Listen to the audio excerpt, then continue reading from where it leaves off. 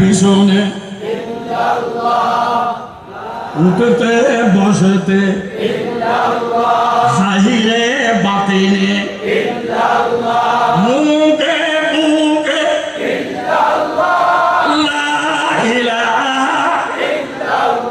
এখানে আরেকটা ফতোয়া, ইল্লাল্লাহ বলা যায় নাই। কোটি কোটি মানুষ আল্লাহর নামও জানে না, ওখানে তো মেহনত করে না, আর যারা ইল্লাল্লাহ বলে এটা নাকি জায়েজ নাই। এদের উদ্দেশ্য আল্লাহওয়ালাকে দুনিয়ার থেকে খতম করে দেওয়া, ইহুদের দালালি করা।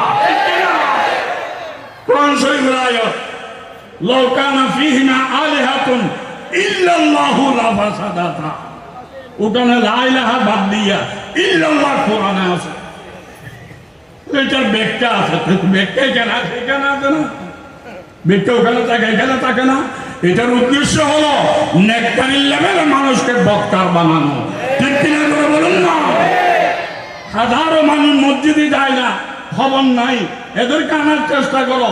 যারা গেছে এদেরকে বাইর করে, বলে এখানে হাত মারলা কেন, নামাজ হবে না। এখান থেকে নিয়োগ করলে কেন, নামাজ হবে না। আমিন বড় করে বলো নাই কেন, নামাজ হবে না। সেটা বলে নামাজ পড়লেও যদি নামাজ না হয় তুই আর পড়বো না, ধন্যবাদ, চলে যাব।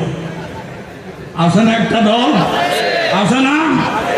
বাংলাদেশে একটা দল আছে, বাবা ডাকিয়া ভাই ডাকিয়া ফাই দইয়া বাইরের থেকে মসজিদে ঢুকায়, তার নাম তাবলীগী জামাত, ঠিক কিনা করে বলুন না। আরেকটা দল আছে যারা ঢুকছে, এদেরকে বলে এখানে হাত বাঁধলে কেন, এখান থেকে নিয়োগ করলে কেন, আমি ছোট করে বলি না কেন, তোমার নামাজ হবে না। হে বলে পড়লেও যদি নামাজ না হয় তুই আর আসবো না, বলে ধন্যবাদ, চলে যাও, চলে যাও। একটা আছে মসজিদ খালি করার, আরেকটা আছে মসজিদ বাড়ানো, বাড়ানো বলা হক, খালি করানো বলা বাতিল, ঠিক কিনা করে বলুন না। আমি কারো নাম ধরি নাই, তোর খারাপ লাগে কেন? আমি এই রাস্তাটা খারাপ, এই রাস্তাটা ভালো বলছি, তোর খারাপ লাগে কেন? নিশ্চয় বুঝে গেল তোর পেটে কিডনি শুরু হচ্ছে, ঠিক কিনা করে বলুন না। উঠতে বসতে চলতে ফিরতে জাহিরে বাতিনে